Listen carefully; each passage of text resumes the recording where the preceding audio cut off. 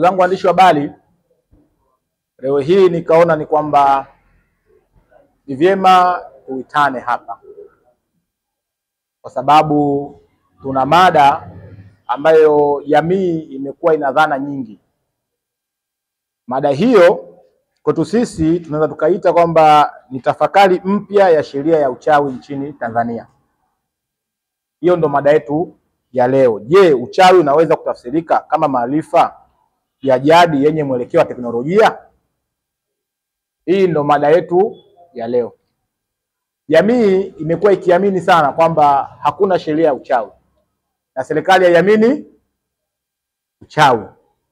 Ndio jamii ambayo inaamini. Kwa hiyo tukikaa sana vijiweni, hizi mada zinakuwa zinazungumzwa sana. Kwa hiyo, je, ni kweli serikali haiamini uchawi? Hizi ndo mada ambayo inabidi sasa tujadili leo. Kasema sasa huu ni mjadala wa kisera. Kitu cha kwanza ni vyema ifahamike, unaposemea serikali, imani ya serikali ipo kwenye katiba ya Jamhuri ya Muungano wa Tanzania, yani ni katiba ya nchi. Imani ya serikali yote duniani ipo kwenye katiba ya nchi.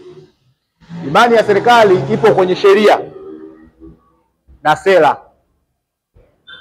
Kwa chochote kile ambacho hakipo kwenye sheria na sera na katiba haiwezi kuwa imani ya serikali. Huwezi ukasema mimi Muislamu alafu usiamini Qur'an, sheria za Qur'an.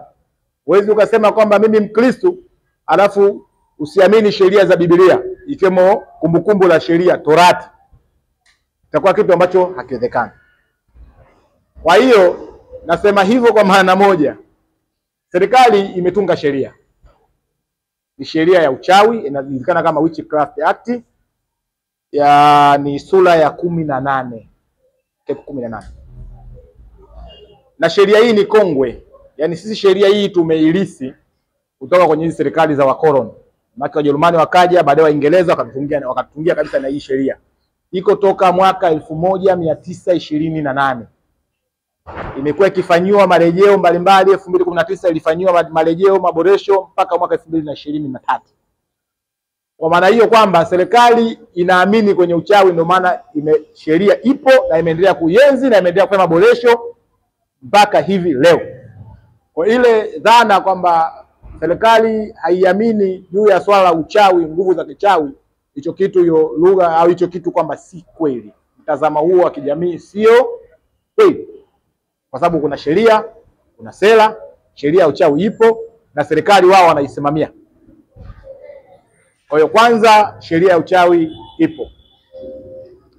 Sasa tunajaribu kujiuliza sisi kama wataalamu, kwa sababu sheria hii kama tulivyosema, hii ni sheria ya wakoloni, ya Waingereza, ambapo wao waliona kwamba ni tishio kwa utawala wao, na waliona kwamba inakwamisha maendeleo. Wake sisi tunajua tawala zetu hapa kipindi sisi kama tumetawaliwa, wako walikuja nini hao Wajerumani, wakaja Waingereza.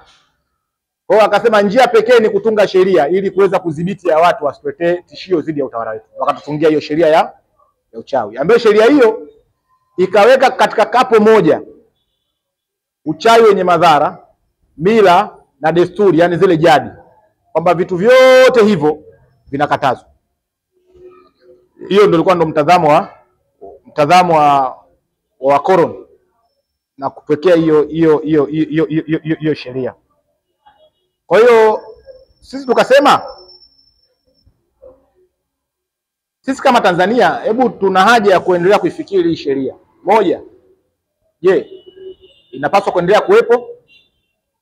Mbili, je, na sisi kama Tanzania na Afrika tuendelee kutelekeza hekima za mababu zetu? Yaani kwamba tukaichukulia uchawi au jadi kama kosa la jinai, na badala yake tusiichukulie kama ni chanzo cha maarifa ya jamii ya asili, ambayo yakitumika vyema yanaweza katotea ukombozi wa kifikra na ulinzi, hata ulinzi wetu wa taifa. Kwa sababu hata kipindi hicho, kabla ya ujio wa Waingereza nchini Tanzania, mababu zetu walikuwa kwa namna ambapo walikuwa wakilinda jamii zao. Walipokuja kabla hizi taasisi za kijeshi za kisasa na za kijasusi, Maana mababu zetu walikuwa na namna ambao wanalinda jamii zao. Hata ukija katika historia ya sungusungu, hawa askari wa jadi hao, walinzi wa, tunasema walikuwa kuna walinzi wa kimila. Sijui tumeweza kufanya kija jamii ilikuwa inalindwa, maisha yalikuwa yanaendelea vizuri tu, wala ilikuwa haina neno. Ni vyema ifanyike tathmini ya kisera.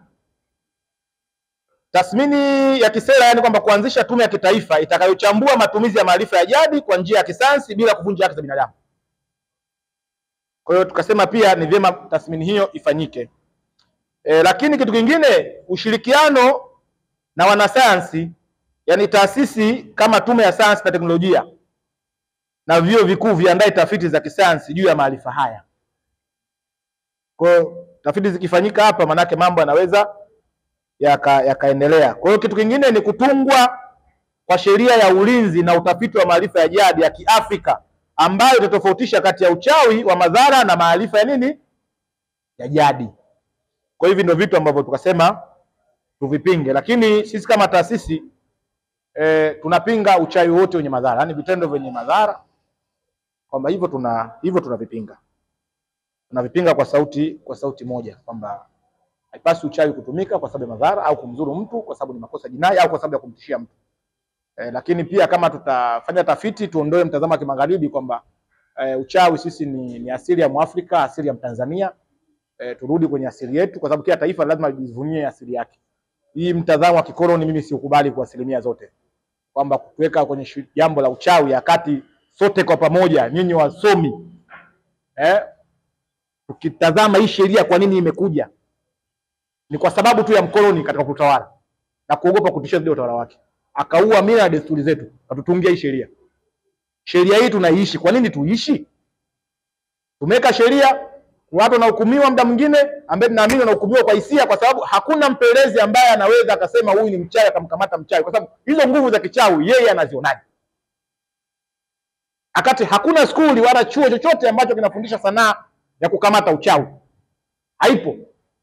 Ukiangalia katika kozi za usimamizi wa sheria, wote wanakwenda hata wanapokwenda sio kwa depo sio mbalimbali, mambo ya upelelezi, waambie hicho kitu, je, mnasoma maalum namna gani ya kuweza kukamata mchawi, kukamata uchawi? Kama hamna hizo kozi, sheria ipo, mnakamataje wachawi? Hebu tujaribu kushirikisha wachunguzi ama makachero, tuwaulize tupate ukweli kwamba hii sheria imekutaja wewe ofisa polisi ni kosa la jinai, jinai ni kwako wewe na TAKUKURU. Polisi asipochunguza, mimi najua fulani ninatumia nguvu za kichawi, asipochunguza wewe maana nitakutumu na kula rushwa, nitakwenda TAKUKURU. Kwa sababu sheria si ipo. Unapaka sheria ipo, maana sote tuna nafasi ya kulalamika. Nyinyi inabidi mchunguze. Unakuja kunikamata mimi na zangu za jadi. Ndio unaniambia hizi ni zana za kichawi. Bwana tuheshimiane. Kwa nini uniwe jadi yangu? Hii ni jadi, mimi naamini ni jadi.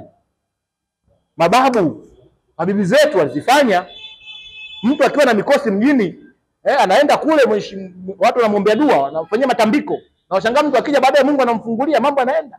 Hii jadi hii kiukweli tuijadili. Hii sheria mimi naona kabisa kama vipi ifutwe tu. Tutengeneze kitu kipya.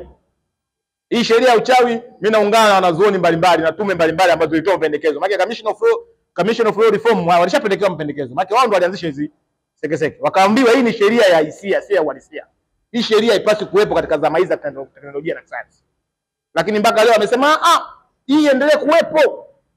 Kwa sababu bado watu wanazulika, wazee wanauawa si na nini vijijini kwa mambo ya kishirikina. Sasa wanauawa kwa ushirikina. Huo ushirikina umeuonaje? Swali liko hapo. Kwa hata mimi niuliza maswali leo, unamwanaje mchawi? Sheria inasemaje? Nitakwambia na hii sheria imeacha mapengo mengi. Kwa sababu hatuna wataalamu wa kuweza kusema kwamba huu ni mchawi, hatuna. Fanyeni research, hatuna. Kwa hiyo tutunge sheria, turekebishe sheria, tualike wachawi au watu wenye nguvu ambazo tunasema sio za kawaida, tualike watuoneshe sanaa, tuangalie hii sanaa hii tutaipimaje katika sasa teknolojia, tutaiwekaje iwe ni sehemu ya ulinzi wa taifa na sisi tuandike historia yetu. Nadhani kimataifa wakiona hii tutajadiliwa bwana.